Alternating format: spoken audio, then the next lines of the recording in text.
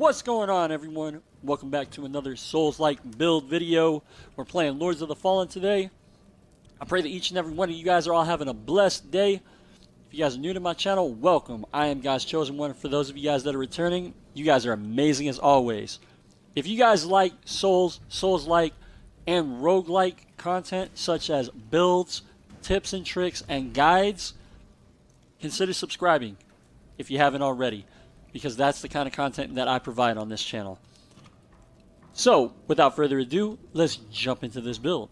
The name I chose for this build is the Ceremonial Punishment Build. Now, this build at its core is just a hard-hitting build. That's all I can, that's all I can sum up for it. It just hits extremely hard. The damage output is insane on this build, especially with this weapon. So let's jump to the specs real quick. We are level 64 with 34 strength, 20 vitality, 18 faith, 15 endurance, and 8 agility with 0 luck.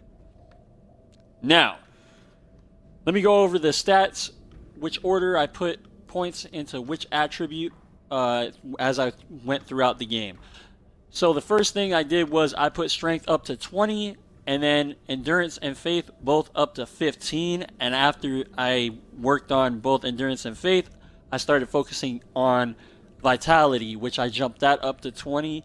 And then after vitality, I jumped back down to strength, jumped that up to 25, and then faith to 18. So that way we could use, I think, punishment. The punishment ability is what it's called. It is its bread and butter. So 18 faith is a must. And then after I jumped faith up to 18, I dumped the rest of the points into strength, jumping it all the way up to 34. Now, let's go over the ability tree real quick. The ability tree that I chose for this build is the Solace ability tree. We don't really use prayer. We do use shelter, however, because it heals us. If you guys haven't seen my OP faith build, I will have a link down in the description box below of all my Lords of the Fallen build videos. So just click the link, check that out. It explains what shelter is because it heavily uses shelter. Basically, at its core, it is a regen ability. Now, going down to the punishment ability. Yes, we use Daze as well, but not as much as punishment. So, punishment, what it does is, reading from the description, eye for an eye, enemy attacks are being revenged by stunning the opponent. So, let me just show you guys real quick what it does. We'll pop it real quick. There we go. And before he even hits us, he gets stunned. And dies instantly. Now, of course, this ability does not work with the boss. The bosses, because that would actually be OP.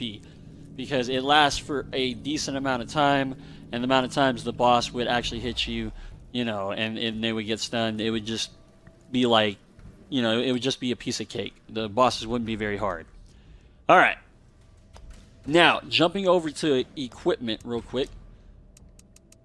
So, starting out, what class I chose was the warrior class, I believe. And we started out with, where is it at? Steel sword. Where is it? Right there. So we started out with steel sword, of course, because that's the base weapon for the warrior class. And then after the steel sword, we changed that out for the butcher axe, which you get from helping a monk after the first boss. After the butcher, we got our hands on the fate axe, which we used quite a bit until we got the Guardsman Greataxe. And then we went from using the Guardsman Greataxe, we went down into the catacombs area, and we found the heirloom hammer, which does scale with faith and hit harder at the time than the Guardsman Greataxe. So we were using heirloom hammer for a while until we found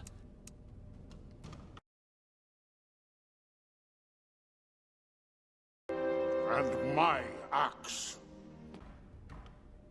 This weapon. And yes, my axe, the meme. My axe, Greataxe. We were using this weapon for pretty much 3/4 of the game. This weapon is by far one of the best strength scaling weapons that you could get very early on in the game. You could actually get this weapon right after the Worshipper boss fight, and you just go right into the catacombs, and you just use a rune to open the door. It's the first door on the right down the corridor. You can't miss it. And then after we used that for 3/4 of the game, we jumped up to the Ceremonial Greataxe, which we ended up getting our hands on. And you actually get that. You get it right before you guys fight the Lost Brothers. Right before it, and look at the damage. 330 damage. That is insane. Now, another thing to note as well is that I have a Flawless Luck Rune on it and a Higher Luck Rune on it.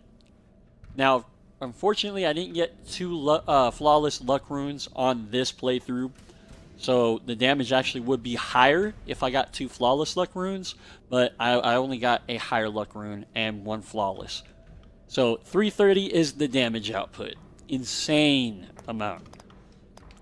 We didn't really use the Gauntlet very much, but again, I've just threw a Flawless Power Rune on there just in case if we wanted to use any kind of ranged abilities, any ranged attacks.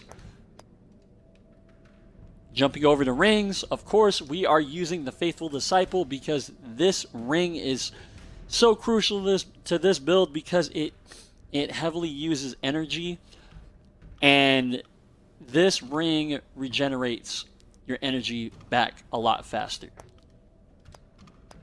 Now, jumping over to armor, we started out with the warrior armor, of course, the warrior heavy armor, and then after the first warden boss fight, we got our hands on the symmetry heavy armor, and we used that for a while until we came across the harmony medium armor set, and then about halfway through the game we got our hands on the blessing medium armor set, which is actually kind of a reskin of the cleric armor set at the beginning of the game. In my opinion, it looks dope, but all it is just really a reskin of the cleric armor, starting class armor. Alright guys, that is the build. Let's jump into this boss. Let's jump up in this boss fight and show you guys what it can do. Ooh, just got slammed on our ass.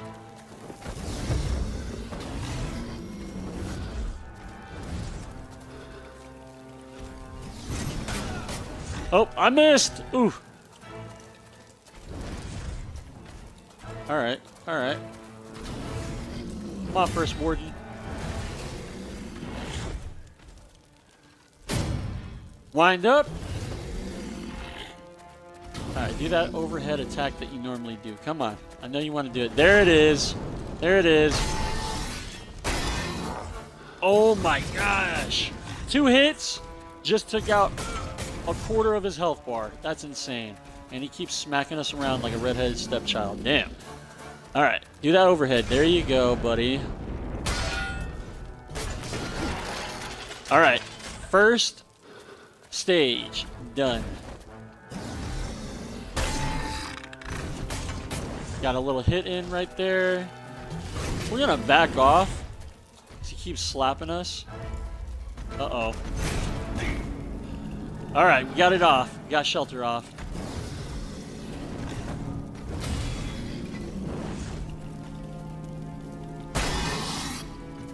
There we go. Alright, halfway through his health bar now. Ooh.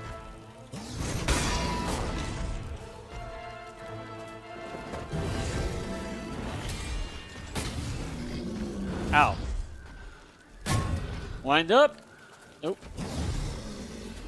Alright, if we could get him to do that overhead one more time, that would be great. Come on. Just do it. Oh. Never mind. Jumping attack works. Now he's going to go into his ballerina stage, of course. We're just going to... Ooh. Well, apparently we're going to run right into his sword.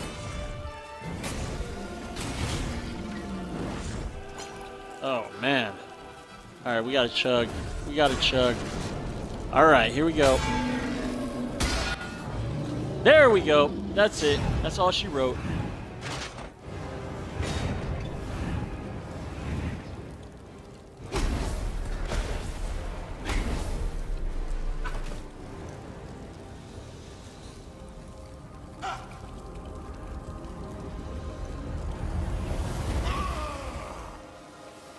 This is on New Game Plus, by the way, if you guys are wondering.